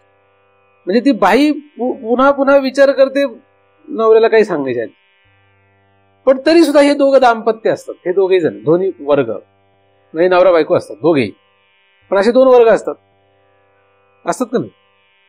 तर हे कसं आहे? हे जीव आणि ईश्वरासारखं आहे. तर बायकोला आपल्या ताब्यात ठेवणारा ही चांगली गोष्ट नाही आता सामाजिक दृष्ट्या जर विचार केली तर. नाही तर ते स्त्री मुक्ती वाले, स्त्री सबलीकरणावाले, स्त्री सक्षमीकरणावाल्यांनी जर हे ऐकलं तर मला जेलमध्ये टाकतील, नाही का? ते म्हणतील महाराजांनी आमच्या विरोधात सुरू केलं काहीतरी काम. मी असं काही काम सुरू केलं नाही, मी फक्त अभ्यास सांगतोय 2 भागात. तर जे पुरुष स्त्रीला ताब्यात ठेवतात ते ईश्वरासारखे आहेत. म्हणजे प्रकृतीला पुरुष जो ताब्यात ठेवतो तो ईश्वर असतो, आणि जो स्त्रीच्या अधीन होतो तो जीवासारखा. मग काय होतं? जो पुरुष समाजामध्ये अशी पद्धती, जो पुरुष आपल्या स्त्रीला ताब्यात ठेवतो म्हणजे स्त्रीच्या अधीन होत नाही. दुसरा चांगला शब्द काय? स्त्रीच्या जो अधीन होत नाही, पण संसार चांगला करतो, त्याला समाजात मान्यता पण असते, त्याला त्याची कोणी छीधू करत नाही, त्याला कोणी नावं ठेवत नाही, त्यांचा दोघांचा संसार चांगला चालतो. पण तो स्त्रीला काय करत असतो? ताब्यात ठेवत असतो. पण तिच्या अधीन होत नाही. ती संसार सगळा करतो, व्यवस्थित सगळं चालतं, पण तिच्या अधीन होत नाही. आणि दुसरा जो असतो तो पण संसार करतो, पण तो तिच्या अधीन राहतो. मग समाजामध्ये त्याची छीत होते, लोक त्याला नावं ठेवतात. बरोबर का नाही? असं होतं का नाही? तसंच जीवाचं आहे. या प्रकृतीच्या अधीन झाल्यामुळे तुमचं संसारात वाटोळ आहे. आणि ईश्वराचं बरं आहे. ईश्वराचं काय? ईश्वराचं बरं चाललेलं आहे, कारण की तो अधीन नाही. पण तो सुद्धा प्रकृतीचा संग केल्याशिवाय ईश्वर होऊ शकत नाही, आणि हा अधीन झाल्याशिवाय जीव होऊ शकत नाही. अशा रीतीने दोघेही संग मात्र कोणाचा आहे? प्रकृतीचा. आणि प्रकृती म्हणलं की कर्ण आलं. फक्त तो जो आहे तो मोठा करताय, आणि आपण जे आहे तो छोटा करता आहोत. तो अख्ख्या सृष्टीवर अभिमान धरतो, म्हणजे अख्ख्या सृष्टीची उत्पत्ती स्थिती प्रलयाचा अहंकार त्याच्याकडे आहे. आणि आपल्याकडे एक बायको, 2 पोरं, एक घर, त्याचा अहंकार आहे, नाही का? फरक तसं पाहिलं तर काहीच नाहीये. म्हणजे एखाद्याला एक बायको आहे, 2 मुलं आहेत, आणि त्याचा संसार आहे, त्याला जेवढा अहंकार असतो तेवढाच ईश्वराचा अहंकार असतो. फक्त हे कसं आहे, दिसायला त्याचं मोठं दिसतंय सगळा व्यवहार, आहे की नाही? तुम्ही जर बघितलं तर एखादा मनुष्य, त्याला एक मुलगा असला आणि त्याचा संसार असला, त्याला जो अहंकार असतो तेच एखाद्याला 2 मुलं असतील, 3 मुलं असतील, त्याचा जसा अहंकार असतो तसंच असतो, काही फरक नसतो. एक मुलं असलं काय, 4 मुलं असली काय, अहंकार दोघांचा काय असतो संसारामध्ये तेवढाच असतो. तर दोघंही काय आहे, त्या प्रकृती अधीन आहे. पण एक वाहत गेलेला आहे आणि एक वाहत जात नाही असं दिसतंय, पण दोघांकडे काय नाहीये? स्तब्धी भाव नाहीये. हे पहिल्यांदा लक्षात घ्यावं लागतं. मग स्तब्धी भाव जर तुम्हाला प्राप्त करायचा असेल तर काय करावं लागेल? स्तब्धी भाव जर प्राप्त करायचा असेल तर पहिल्यांदा तुम्हाला काय व्हायचं हे ठरवावं लागेल. काय व्हायचंय आपल्याला? इथं काही कोणाला बळजबरी नाही. एखाद्याला जर गाणं शिकायची असेल त्यालाच गाणं शिकवावं. एकदम घसा जरी बेसूर असला, त्याचा घसा कंठ जरी त्याचा कुठल्याच लायकीचा नसला, तरी रियाज करून करून करून तो उत्कृष्ट गायक होऊ शकतो, नाही की नाही? अशी अनेक उदाहरणं तुम्हाला पाहायला भेटतील. आता पंडित भीमसेन जोशी, काय त्यांचा काय कंठ आहे का? तसं बघितलं तर कंठ वगैरे नाही काही चांगला, पण रियाज करून करून करून काय आवाजामध्ये काय एक ताकद निर्माण होते. तर ते रियाजाचा परिणाम आहे. असो, तर आपल्याला काही आग्रह आहे का, काही तुम्हाला हेच करायला पाहिजे असं काही आग्रह नाही. मी तुम्हाला बऱ्याच लोकांना सांगत असतो, असं काही आपल्याला आग्रह नाहीये. तुम्हाला वाटलं त्या मुलं बंद करू शकता, आपलं बायको मुलं सगळा संसार नीटनेटका करायचा. एक दिवस मारायचं, यमलोकातून यमदूत येतात, ते घेऊन जातात. खालच्यांना काही कळत नाही, उरलेले जाळून टाकतात, है ना? उरलेले जाळले तरी फोटो टांगून ठेवतात. किती दिवस? तुमचा फोटो टांगून ठेवत नाही, तुमचा फोटो कोणी टांगून ठेवत नाही. तुमच्या शरीराचा जो काही फोटो काढलेला आहे तो टांगून ठेवतात घरात. किती दिवस? 1 पिढी, जास्तीत जास्त 1 पिढी फोटो टांगून ठेवते. तेवढंच शानपण, तेवढ्यातच धन्यता वाटते आपल्याला. पुढची पिढी तो फोटो कुठं टाकून देईल हे कोणालाही कळत नाही. नदीला गेला का कुठे गेला? तर आपण नदीला मेल्या मेल्या जातो, आपला फोटो अजून 100 वर्षांनी जातो. तेवढाच फरक आहे फोटोमध्ये आणि आपल्यामध्ये. त्यामुळे ह्याच्यामध्ये काही धन्यता मानू नका, त्याच्यात काही धन्यता नाहीये. आलं लक्षात? तर मृत्यू जो आहे तो येतो, मृत्यू येणार हे सत्य आहे. सावध व्हा. सावध होऊन काय करा? मम आणि अहम घालवण्याचा प्रयत्न. मम गेल्याशिवाय अहम जात नाही. शास्त्र नुसतं वाचून गप्पा करून होणार नाही. शास्त्र वाचून नुसतं पाठ होतं, पंडित होतो, बडबड करता येतो. त्याग करूनही उपयोग होत नाही, कारण त्यागाचं वर्म चुकलं तर गडबड होते. त्यामुळे काय लागतं? तप लागतंच. तप तर पाहिजेच, तप नसलं तर काही होत नाही. पण तपानंतरच्या पुढच्या गोष्टी श्रीगुरु सेवा लागते. आणि श्रीगुरूच्या सेवेमध्ये जो हुकतो तो कुठे जाईल सांगता येत नाही. श्रवण इच्छा लागते आणि अनिंदा लागते. तर याच्यामध्ये कुठेही गफलत झाली तर त्याला कोणी वाचवू शकत नाही. त्याला काही करता येत नाही. कारण अग्नीमध्ये हात चुकून घातला का जाणीवपूर्वक घातला हे चालत नाही. अग्नीमध्ये हात गेला म्हणजे तो भासतोच, कारण त्याचा धर्म आहे तो. असो, हे लक्षात घ्या. तर स्तब्धी भाव ही काही साधारण गोष्ट नाही. हा निर्विकल्प समाधी म्हणजे सर्वोत्कृष्ट अभ्यास आहे. हा काय? सर्वोत्कृष्ट अभ्यास आहे.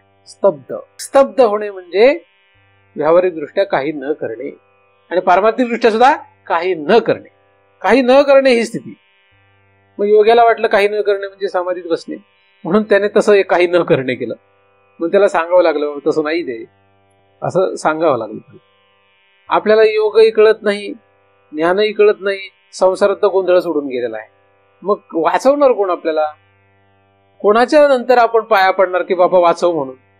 अशी दयनीय अवस्था होऊ देऊ नये. मम आणि अहम यामधून आपल्याला बाहेर पडलं पाहिजे. तर याच्यामध्ये हा जो मी आहे, हा मी साक्षात आत्मा आहे खरं तर, पण तो प्रकृतीच्या अधीन झाल्यामुळे जीव झाला. आता प्रकृतीच्या अधीन झाल्यामुळे जीव झालेला आहे, तर त्या आत्म्याला आपण मी म्हणत नाही. जो प्रकृतीच्या अधीन झाला त्यालाही आपण मी म्हणत नाही. मग आपण कशाला मी म्हणतो?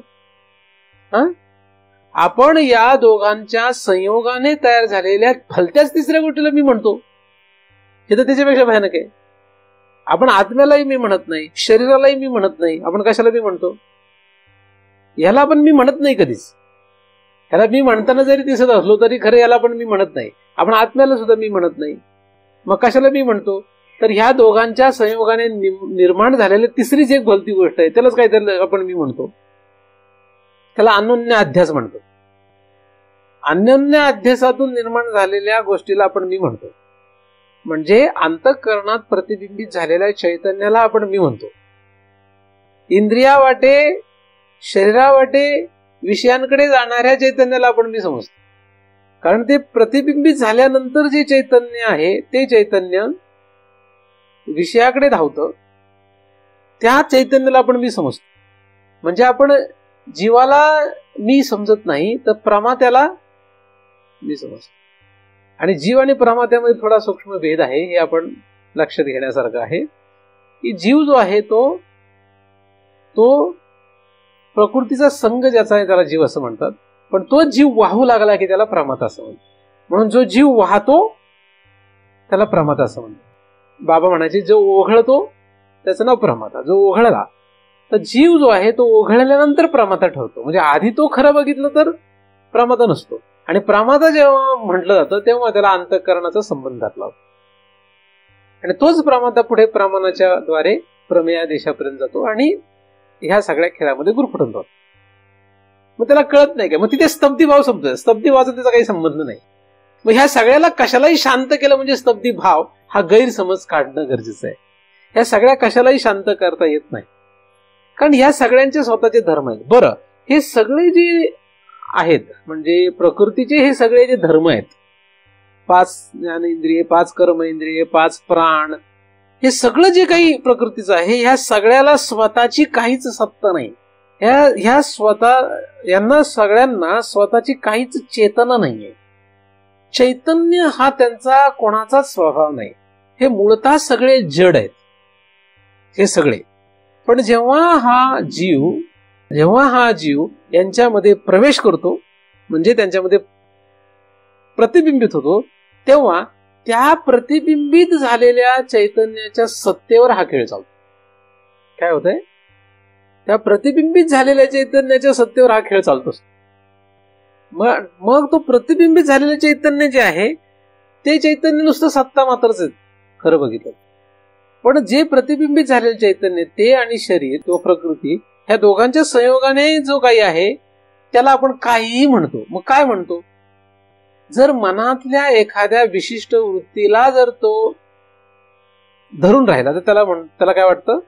मी सुखी आहे. त्याला काय वाटतं? तो म्हणत नाही मी दुःखी, मी जीव आहे. तो काय म्हणतो?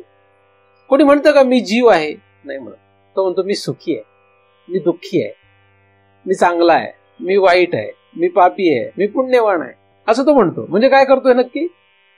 कारण सुख दुःख पाप पुण्य धर्म अधर्म हे सगळं जे आहेत हे अंतःकरणाच्या त्या वृत्ती आहेत, आणि त्या वृत्तींना तो चिटकून त्याला मी समजतो आणि तसं त्याला वाटतं, तसं तो जगतो.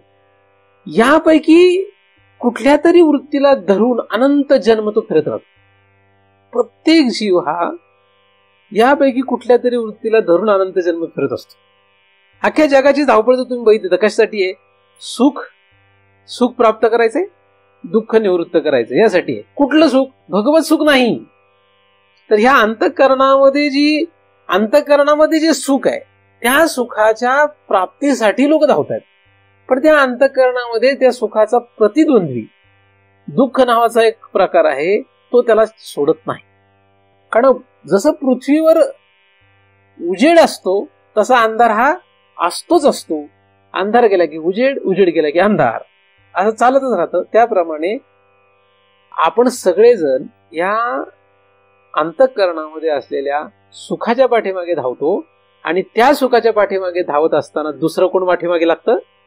तिथलंच दुःख द्वंद्व होतो, दुसरा भाग आपल्या पाठीमागे लागतो. म्हणून कधी सुख कधी दुःख, कधी सुख कधी दुःख, कधी सुख कधी दुःख. जेव्हा सुख मिळतं तेव्हा बरं वाटतं आणि मग कधी दुःख मिळतं, मग परत रडत बसतो. परत सुख मिळतं, परत दुःख मिळतं, परत सुख मिळतं, परत दुःख मिळतं. या सुख दुःखाच्या नादामध्ये ते सुख तो विसरतो. कुठला? याचा तपासच नाही. तर कुठे गेले त्याचा तपासच नाहीये. मग तो स्तब्ध भाव जो आहे तो ते आहे, पण तिकडे तो विसरून जातो. कशामुळे? आणि या सुखाच्या तो नादी लागतो. आता तुम्ही जन्माला आल्यापासून आतापर्यंत जर विचार केला, मला सांगा तुम्हाला कधी सुख मिळालंय आणि कधी दुःख मिळालं? याचा जर तुम्ही विचार करू लागला तर असं झालंय का की फक्त तुम्हाला सुखच मिळालं? असं झालंय का फक्त दुःखच मिळालं? कधीच नाही. असं कधीच होणार नाही आणि त्याची अपेक्षा पण करू नका. असं कधीच होणार नाही की तुम्ही कायम सुखी आहात आणि असं कधीच होणार नाही कायम तुम्ही दुःखी आहात. काही लोकांचा गैरसमज झालाय. मोठं घर केलं, त्याला रंगरंगोटी केली, छान पडदे लावले, हे केलं ते केलं, टीव्ही आणला, गाडी घेतली, मग आता आपण सुखी, असं गैरसमज झाला त्यांचा. हे तर फारच हीन आहे. ही फार दीन अवस्था आहे की तुम्ही याला सगळ्याला सुख समजू लागले. हे तर फार दुर्दैवाची गोष्ट आहे. ती तर फार मूर्खपणाचा कळस आहे हा. ह्या सगळ्या वस्तू गोळा केल्या तरी सुख नाही, ह्या फेकून दिल्या तरी दुःख नाही खरं तर. पण ह्याच्यातलं एखादं पडलं, फुटलं, तुटलं तर आपल्याला दुःख होतं, है की नाही? म्हणजे वास्तविक अंतःकरणाची सुख आणि दुःख ही अवस्था आहे. त्याच्यामध्ये लक्ष देण्याच्या ऐवजी लोक याच्यात लक्ष देतात. हा फारच मूर्खपणाचा कळस झाला. पण काही लोक शहाणे झाले तर अंतःकरणाच्या सुखादुःखाच्या पाठीमागे लागतात. आता नकळतपणे या पदार्थांच्या द्वारे त्याला अंतःकरणात सुख आणि दुःख होत असतं. म्हणजे आपल्याला जर टीव्ही असलं तर कसं होतं? उदाहरणार्थ टीव्ही असलं तर काय होतं? सुख होतं. मला सांगा, टीव्ही हे सुखकारक आहे का नाहीये? सुख होतं का नाही टीव्हीतून? होतं का नाही होतं? नाही, चालू जरी चांगला जरी चालू असला तरी सुख होतं का दुःख होतं टीव्ही मधून? जिथपर्यंत रिमोट कंट्रोल आपल्या हातात असतो तिथपर्यंत सुख होतं. रिमोट कंट्रोल दुसऱ्याच्या हातात गेला की दुःख होतं, आहे की नाही? होतं का नाही?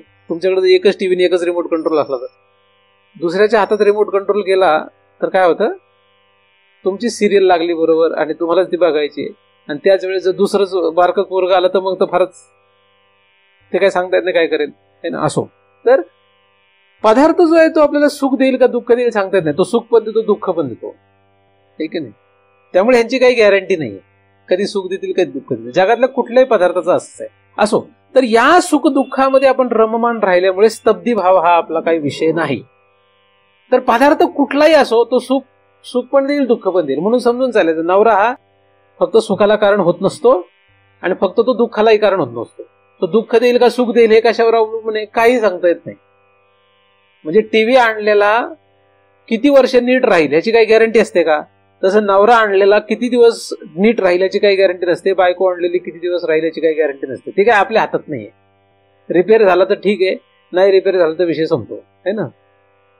टीव्ही आणि नवरा, टीव्ही आणि बायको यांच्यामध्ये समानता आहे. तुम्ही म्हणाले महाराज फारच काहीतरी गडबड करताय, ठीक आहे, पण यांच्या दोघांमध्येही समानता आहे. काय? टिकला तिथपर्यंत टिकला, नाहीतर काही सांगता येत नाही कधी. म्हणजे रिपेअर झाला तर ठीक आहे, नाही रिपेअर झाला तर डिस्कार्ड करावं लागतं, त्याला फेकून द्यावं लागतं, त्याचा काय उपयोग राहत नाही, है ना? असो, उदाहरण म्हणून ते. तसं जगातल्या कुठल्याही पदार्थापासून आपल्याला काय होईल?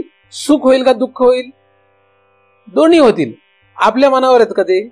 सांगताच येत नाही. काय सांगताच येत नाही. आपली बायको आपल्यावर कधी रागवेल, म्हणजे आपली बायको आपल्याशी कधी प्रेमाने बोलेल आणि कधी परेशान करून टाकेल हे सांगता येतं कोणाला? तुम्हाला सांगता येतं का? बरं, तर तुमचे सगळ्यांचे डोक्यावरचे सगळे केस घालेले आहेत तर तुम्ही अनुभवाने सांगू शकता कसं? काही सांगता येते का? काही गॅरंटी नाही. काय गॅरंटी? सांगताच येत नाही. बरं, तुम्ही तरी सांगा की तुमचा नवरा तुम्हाला आता सुख देईल का दुःख देईल याची काही गॅरंटी आहे का? की कधी सुख देईल आणि कधी दुःख देईल? काहीच गॅरंटी नाही. आपण फक्त वाट बघतोय. कसली? आता सुख देईल आणि आता दुःख नाही देणार. पण ह्या वाट बघण्याच्या नादात अख्खं आयुष्य जातं तरी काय होतंय? मरेपर्यंत तीच वाट बघत बसावी लागते. आता सुख देईल का, आता दुःख नाही देणार का. या दोन गोष्टीच्या नादात आपल्याला राहावं लागतं. फक्त नवरा या किंवा बायको या पदार्थाचंच असं नाही, जगातल्या सगळ्या पदार्थांचं असं आहे, शरीराचं सुद्धा असं. म्हणून यांच्या नादी लागू नका. किती नादी लागा? आहे म्हणून आहे. दिलं सुख तर ठीक आहे, नाही दिलं तर दुःख. बाबा काय दुःख द्यायचं ते दे, काय सुख द्यायचं ते दे, नसेल द्यायचं तर नको दे. मी तुमच्या नादी लागतो का? तुम्ही सुख दिलं ठीक आहे, खायला घातलं ठीक आहे, हार घातला ठीक आहे, नाही घातलं तर काही म्हणतो का मी? म्हणजे हार घातलं तर सुख आणि नाही घातलं तर दुःख असं जर असेल तर मी काय म्हणतो का? मी काही म्हणत नाही. घातलं तर घाला, नाही घातलं तर नका घालू, आहे की नाही? म्हणजे काय होतंय? हार घातला तर सुख होणार का नाही होणार? होणार. नाही घातलं तर जर दुःख होणार का नाही होणार? होणार. पण आता सांगता येते का नाही? ही आलीच नाही समजा, ते कधी कधी येतच नाही. मग ती हार घेऊन येत नाही. मग दुसरं समजा कोणीच हार नाही तयार केला तर काय होतं? मग त्याच्या हारच नाही. आज आता तसं करत नाही. काही लोकांना कळलं महाराजला दुःख होतं म्हणून ते लोक हार तयार करून ठेवतात, कुठेतरी मार्केटमधून विकत आणतात. असं होतं ना. तर ते सुख दुःख जे आहे ना, ही काही गोष्ट आहे, ही गोष्ट अशी ती आपल्याला नादी लागण्यासारखी नाही. आणि ती ह्या सगळ्या प्रकृतीच्या सगळ्या पदार्थातून तयार होत. आपण त्याच्या नादी लागत बसतोय. त्याच्या जास्त नादी लागू नका, त्याच्यात रममाण होऊ नका, त्याच्या काय होऊ नका, प्रकृतीच्या कुठल्याही पदार्थाच्या नादी लागू नका. कारण ते दोन्ही ग्रासलेले आहेत. त्या प्रकृतीच्या सगळ्या पदार्थांना काय आहे? दोघांनी ग्रासलेलं आहे. प्रकृतीचा काय मोठा खेळ काय आहे? दोन गोष्टी, द्वंद्वाने त्याला ग्रासलेला आहे. मग ते नादीच लागायचं नाही, जे होईल ते होईल. बरं, जिथपर्यंत आपल्याला शरीर असणार आहे, जिथपर्यंत त्या प्रकृतीशी आपला संबंध येत राहणार, तिथपर्यंत हे सगळं द्वंद्व कायम राहणारच. कुठेही जा तुम्ही नादी लागू नका. त्याच्या नादी लागलं तर ते परेशान करून टाकतात. ते आपल्याला एकाच ह्याच्यात घुमवत राहतात. म्हणजे एखाद्याच्या डोक्यात जर पाप हा शब्द घुसला, म्हणजे पाप नाही करायचं असं जर शब्द घुसला, तर ही प्रकृतीला पाप न करणे म्हणजे काय ह्याच्यावर मोठे 10 पानाचा लेख तयार होईल. पाप न करणे म्हणजे काय, आहे की नाही? होईल का नाही? कशाला पाप न करणे म्हणतात? असं जर लिहायचं ठरलं आपण तर किती पानं तयार होतील? असे 10 पानं तयार होतील. तरी ती पानं म्हणजे लिखाण संपणार नाही. ह्या प्रकृतीच्या कुठल्याही करण्याच्या नादी पडू नये, कारण तिचं कधीच संपत नाही. माया किंवा ही प्रकृती जी आहे ही काय आहे? ही जी आहे ती अचाट आहे आणि अफाट आहे. ऐसा अचाट आणि अफाटू असा कोण करेल शेवट? त्याला काही शेवट नाही आहे. म्हणून यांना शेवट करत बसू नका असं वेदांत शास्त्र सांगतं. शेवट करू नका, मग त्यांच्या नादी लागा का? अजिबात त्यांच्या नादी लागू नका. म्हणजे त्यांचा नाश करायचा नाहीये. सांगण्याचा मुद्दा काय? त्यांचा नाश करायचा नाहीये आणि त्यांच्या नादी पण लागायचं नाही. म्हणजे बायकोचा नाश करावा काय, नवऱ्याचा नाश करावा काय? अजिबात करू नये. टीव्ही फेकून द्यावा का? अजिबात फेकून देऊ नये. घरदार सगळं तोडून टाकावं काय? काही करू नये. मग त्यांच्या नादी लागावं का? तेही करू नये. पण नादी लागलेले असेल तर फेकून द्यावं. सोपं काय आहे? ज्याच्या त्याच्या कर्माने जिथे आलेले आपल्याला करायचंय काय? हा पडदा त्याच्या कर्माने आला, हे घर त्याच्या कर्माने आले, तुम्ही सुद्धा तुमच्या कर्माने आले ते आले. पुढच्या वेळेस याल का नाही सांगता येत नाही, कायमच याल का हेही सांगता येत नाही. त्यामुळे मी काय करतो? आला आणि गेला त्याचा आपण काही विचार करायचा नसतो. कोण आला आणि कोण गेला, जगातला कुठलाही पदार्थ आपल्या जवळपास कोण आला आणि कोण गेला याचा विचार करतो. कारण त्याच्या नादी लागण्यासाठी आपण इथे जन्माला आलेलो नाही. आपल्याला ते काम नाहीये. आपल्याला काय करायचंय? आपल्याला आपला स्तब्धी भाव जो आहे तो प्राप्त करायचा आहे. ते करण्यासाठी पहिल्यांदा प्रकृतीच्या पासून काय व्हावं लागतं? वेगळं. तिचा विचार सोडून द्यावा लागतो. आणि प्रकृतीचा विचार सोडून देणं म्हणजे तुम्हाला तर लक्षात आलं असेल की प्रकृती केवढी आहे. तर तिचा काय करायचा? पूर्णतः विचार सोडून द्यायचा. मग तुम्ही म्हणाल महाराज सुद्धा प्रकृतीचेच एक दिसतात, त्यांच्या नादी लागावं की नाही लागावं? महाराज सुद्धा फक्त काही काळापुरतेच उपयोगाचे आहेत. कुठपर्यंत? जिथपर्यंत आपल्याला रस्ता दिसत नाही तिथपर्यंतच आपल्याला वाटाड्याची गरज असते. बरोबर की नाही? वाटाडा कुठपर्यंत पाहिजे? जिथपर्यंत रस्ता दिसत नाही. एकदा रस्ता लक्षात आला की वाटाण्याची गरज राहते. आता तुमच्याच मनाने तुम्ही समजलं की मला आता रस्ता दिसला, तर तो तुमचा प्रश्न राहतो मग. कारण मध्येच लोकांना काही काही वाटतं आता काही मला कोणाची गरज राहिली नाही, आता मी समर्थ आहे असं वाटलं तरी काही नाही. काही दिवसांनी प्रकृती त्याला, कारण प्रकृती साधारण नाही आहे, प्रकृती फार मोठी गोष्ट आहे, ती त्याला काही दिवसांनी सरळ करते बरोबर, आणि मग त्याला दाखवते नाही तुझं गरज आहे कोणाची. मग तो इकडे तिकडे धावतो, मग ह्या महाराजाकडे जा, त्या महाराजाकडे जा, याच्याकडे जा, त्याच्याकडे जा, मग तो शोधत बसतो. मग प्रत्येक जण काही काळ त्याला वाटाड्या वाटतात, कुठे फसेल काही सांगता येत नाही, त्याची गॅरंटी नाही. असो, हा एक प्रकृतीचा खेळ आहे, त्यामुळे ती काही कोणा जीवाची चूक आहे असं म्हणता येत नाही. पण जर तुम्हाला स्तब्धी भाव प्राप्त करायचा असेल तर सगळ्यात पहिल्यांदा हा स्तब्धी भाव म्हणजे काय लक्षात घेतला पाहिजे. स्तब्धी भाव म्हणजे फक्त ब्रह्माची अवस्था. ब्रह्म हे एकमेव स्तब्धी भावात आहे, बाकी कोणी स्तब्धी भावामध्ये नाही. मग आता आपला प्रश्न आला, आपण कोण आहोत? आपण ब्रह्म राहिलो नाही, आत्मा आपण राहिलो नाही, जीव आपण राहिलो नाही, आपण प्रतिबिंबी चैतन्य सुद्धा राहिलो नाही, आपण प्रमाता, व्हायला लागलेला प्रमाता, तेही आपल्याला कळत नाही आपण ते आहे का नाही. आपण कोण झालो? आपण झालो राम देशपांडे, आपण झालो नवरा, आपण झालो बायको, आपण बायको आहोत, नवरा आहोत, आपण अमक्या जातीचे अमक्या वर्णाचे आहोत. इतका अहंकार, इतका भ्रम जग आपल्याला पसरून दिला आहे. म्हणजे तुम्ही कितीही काही ऐकलं तरी तुम्ही तुमच्या ह्याच्या बाहेर पडल्यानंतर, इथून उठल्यानंतर तुमची जात आणि तुमचं काय हे तुमच्या डोक्यातून गेलेलं नसेल, गेलेलं असेल. जातं का काय? जातं का नाही? जातंय का नाही जातंय? लोक मला विचारतात, महाराज तुम्ही कुठल्या जातीचे आहेत? आणि त्यांना ज्यांना डायरेक्ट प्रश्न विचारते तुमचं आडनाव विचार सांगतो काय? म्हटलं मला आडनावच नाहीये, कारण त्यांना पहिले चेक करायचं कुठल्या जातीचे. तर हे काय निघत नाही, भयानक गोष्ट. कसं निघेल, काय निघेल हे सांगता येत नाही. स्तब्धी भाव प्राप्त करायचा असेल तर हे सगळं सोडून द्या. साधू संतांना कुठली जात नसते, कुठला वर्ण नसतो, जात नाही, वर्ण नाही, हे ना. यातिकुळ माझे गेले हरपून, नुसतं गाऊ नका. आणि गाणारे असेल त्यांना गायचं नाही, अजिबात गायू नका, गप्पच म्हणायचं, है ना. गायला लागला तर बघ म्हणायचं परत, आधी यातिकुळ हरून दाखव. नाही, ज्ञानेश्वर महाराजांचं हरवलं होतं, आपलं तुम्ही हरवलं. हा मग गा मनोरंजन. मग काय होतं ते? मनोरंजन. म्हणून गाण्याची आधी जबाबदारी असते आपल्याला. नुसता घसा चांगला वाजवला म्हणजे आपण महाराज किंवा आपण साधक भक्त होत नाही. ते गाताना काय ते आपल्यावर जबाबदारी लक्षात आली पाहिजे. म्हणून यातिकुळ माझे गेले हरपून म्हणायचं असेल तर काय करावं? आधी खरंच यातिकुळ माझे हरपून गेले लक्षात घ्यावं, ठीक आहे नाही. कमीत कमी शब्दाने पहिल्यांदा मान्य करावं, लक्षात घ्यावं, म्हणजे ते प्रत्यक्षात नंतर होईल. असो, स्तब्धी भाव जर प्राप्त करायचा असेल तर या वाटेने निघायचंय आपल्याला, हा प्रवास आहे ना.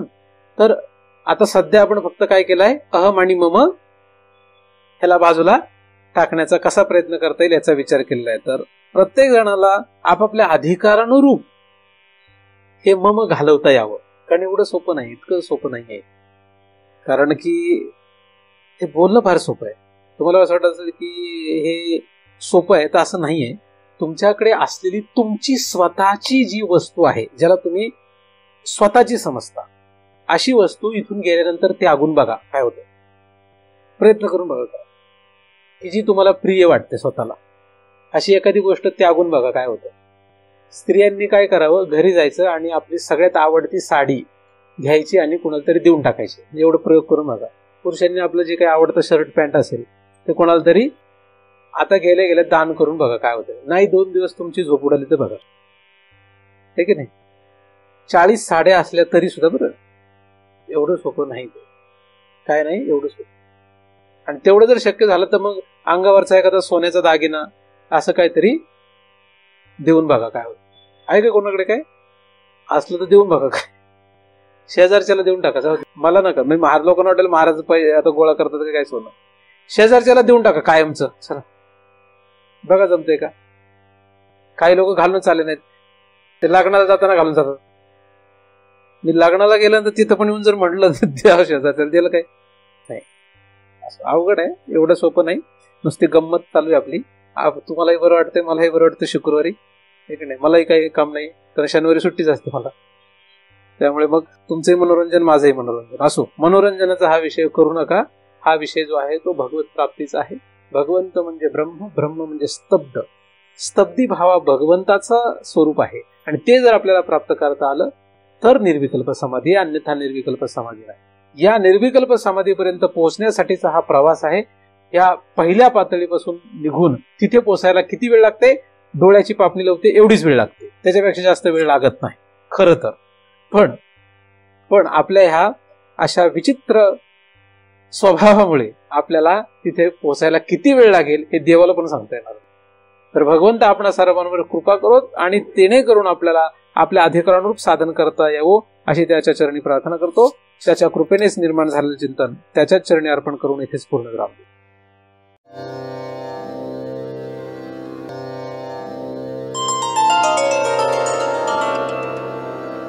आता विश्वात्मके देवे येणे वाक्यज्ञे तोषावे, तोषोनी मज द्यावे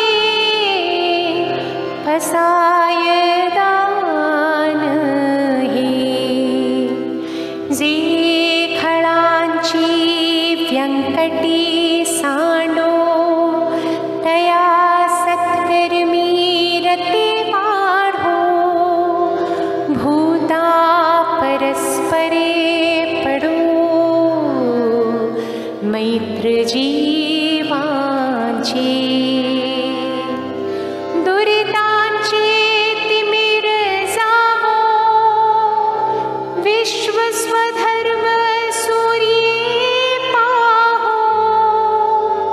जो जे वांछिल तो ते लाहो, प्राणी जात वर्षत सकळ मंगळी. ईश्वर निष्ठांची मादियाळी, अनवरत भूमंडळी भेटतो भूता. चला कल्पतरूंचे आरव, चेतना चिंतामणीचे गाव.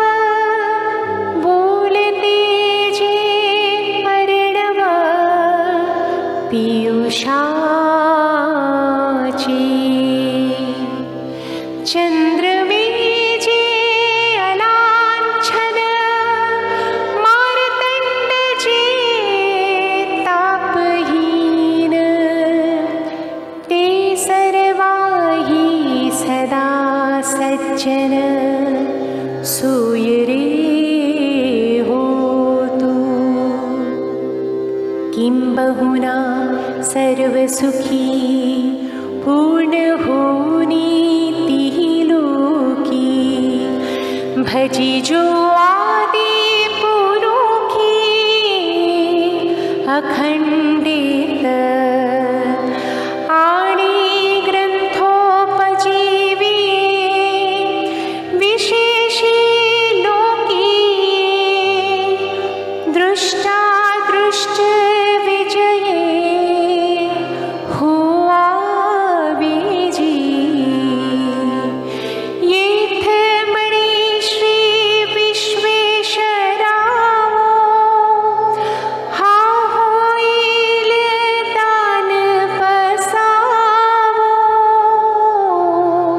येणे वरे ज्ञान देवो,